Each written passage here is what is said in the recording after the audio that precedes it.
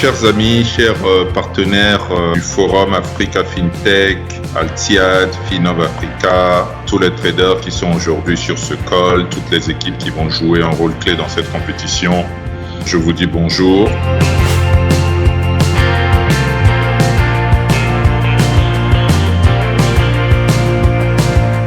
L'Africam, pour moi, est une bonne opportunité. Je vous remercie pour votre présence et j'espère que vous apprécierez cet événement. Et c'est l'occasion pour moi de féliciter FinLab pour avoir fourni un environnement de marché de change simulant le monde réel. Cela nous permet de connaître aussi les spécificités des produits de devises, des produits dérivés. Ça va permettre aussi aux compétiteurs de comprendre le fonctionnement, la négociation lors des transactions, la gestion du risque de change qui est un élément important, ainsi que l'utilisation des produits Forex dans un marché dynamique.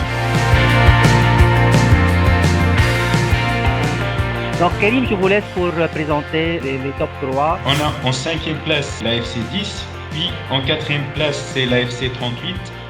Donc on peut voir ici le ranking en graphique. AFC 21 c'est le 3e, le 2e c'est AFC 14, le premier c'est AFC 08.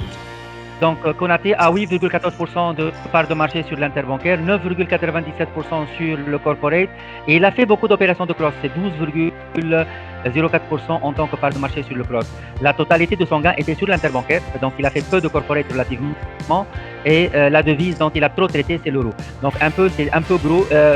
Son résultat, Konaté, son résultat il a chuté vers la fin puis hop, il a regagné. Quelle stratégie tu as pris pour garder toute cette performance?